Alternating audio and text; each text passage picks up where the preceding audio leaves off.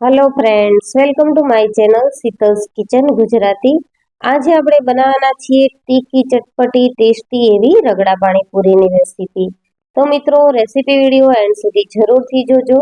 અને જો મારી ચેનલ પર નવા આવ્યા હો તો ચેનલને સબસ્ક્રાઇબ જરૂરથી કરજો. પાણીપુરી એ એવી ડીશ છે જે નાના હોય કે મોટા બધાને ખૂબ જ ભાવે છે, અને એમાં પણ લેડીઝોને તો ખાસ ભાવે છે.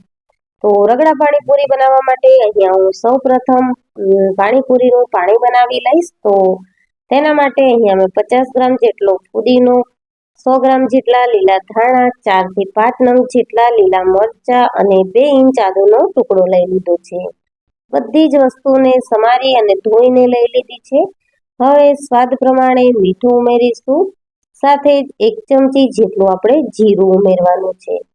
સાથે જ અડધી ચમચી જેટલું આપણે આમચૂર પાવડર ઉમેરીશું. અડધી ચમચી સંચળ પાવડર ઉમેરીશું. 1 ચમચી જેટલો આપણે પાણીપુરીનો મસાલો ઉમેરવાનો છે, અને અડધી ચમચી આપણે ચાટ મસાલો ઉમેરવાનો છે. મિત્રો, આ બધા જ મસાલામાં થોડું થોડું મીઠાનું પ્રમાણ હોવાથી આપણે જ્યારે મીઠું ઉમેરીએ ત્યારે તે ખૂબ જ ધ્યાનથી ઉમેરવાનું છે, નહીતર પાણીપુરીનું પાણી છે તે ખારું થઈ જશે. બધા જ મસાલામાં થોડું પાણી ઉમેરી અને મિક્સર જારમાં મેં પેસ્ટ વાટી લીધી છે. હવે આ પેસ્ટને આપણે ગાળી લેવાની છે.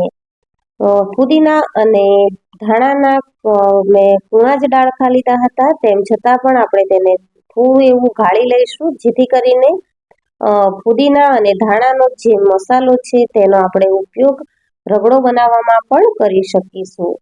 આ રીતે આપણે જરૂર મુજબ પાણી ઉમેરી અને બધું જ મિક્સચર છે તેને ગાળી લેવાનું છે, એટલે એકદમ પ્લેન પાણી બનીને રેડી થશે.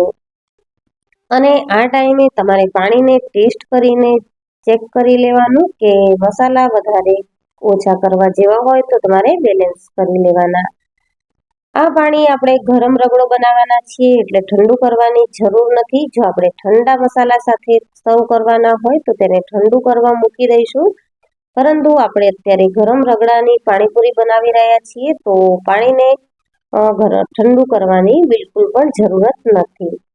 પાણીપુરીનું પાણી બિલકુલ રેડી છે, તો તેમાં આપણે લીંબુની સ્લાઇસ એડ કરી દઈશું. સાથે જ ઝીણી સમારેલી ડુંગળી એડ કરવાની છે, જેથી કરીને ડુંગળી અને લીંબુની ફ્લેવર છે તે પાણીપુરીના પાણીમાં સરસ એવી આવી જશે. સાથે જ ઝીણા સમારેલા લીલા ધાણા ઉમેરી અને બધી જ વસ્તુને આપણે સરસ એવું મિક્સ કરી લઈશું. તો આ રીતે તમે કલાક કે અડધી કલાક પહેલા પાણી બનાવી રાખશો તો પાણી છે તે સરસ ફ્લેવર વાળું બનશે અને પાણીપુરી ખાવાની ખૂબ જ મજા આવશે. હવે આપણે ગરમ રગડો બનાવવાના છીએ, તો તેના માટે મેં અહીંયા 2 નંગ બાફેલા બટેટા લઈ લીધા છે. સાથે જ 5 થી 7 મિનિટ જેવું ઉકાળેલા લીલા વટાણા લઈ લીધા છે.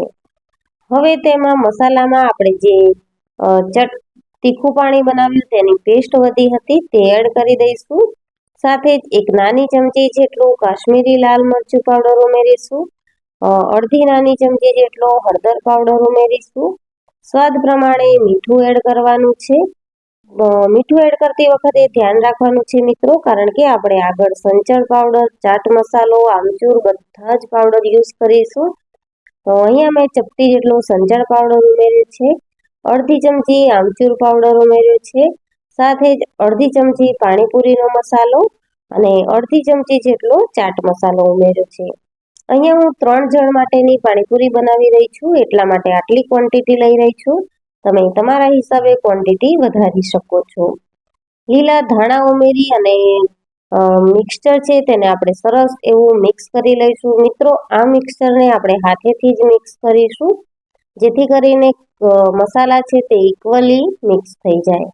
1 ચમચા જેટલું આપણે જે તીખું પાણી બનાવીને રાખ્યું છે તે એડ કરી લઈશું, અને રગડાને આપણે આ રીતે સાઈડમાં સેટ કરી દેવાનો છે. રગડા પાણીપુરી બનાવી રહ્યા છીએ આપણે, એટલે રગડાને આ રીતે સેટ કરી અને વચ્ચે આપણે જે પાણીપુરીનું તીખું પાણી બનાવ્યું છે તે એડ કરી દઈશું, અને ત્યારબાદ રગડાને આપણે ગેસ પર ગરમ કરવા મૂકી દેવાનો છે. ઝીણી સમારેલી લીલી ડુંગળી અને ઝીણા સમારેલા લીલા ધાણા આપણે રગડા પર આ રીતે લગાવી દઈશું, એટલે જેમ જેમ રગડો આપણે વાપરતા જઈશું તેમ તેમ ડુંગળી અને ધાણા પણ તેમાં મિક્સ થતા રહેશે. તો આ રીતે જેમ લારીવાળા બનાવતા હોય છે પાણીપુરી એ રીતે અહીં અમે બનાવવાનો ટ્રાય કર્યો છે. તો ગરમ રગડો આપણો રેડી છે. તો હવે આ રીતે ગરમ ગરમ તેને સર્વ કરીશું. તો મિત્રો આપણી ગરમ રગડાની પાણીપુરીની રેસીપી રેડી છે.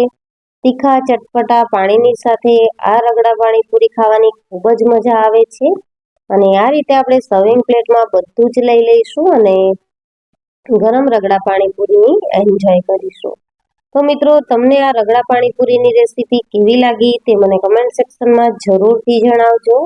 અને જો રેસીપી વિડીયો ગમે હોય તો વિડીયોને લાઈક કરજો, તમારા ફ્રેન્ડ્સ અને ફેમિલીમાં શેર કરજો. અને ચેનલ પર નવા આવ્યા હો તો ચેનલને સબસ્ક્રાઇબ જરૂરથી કરજો.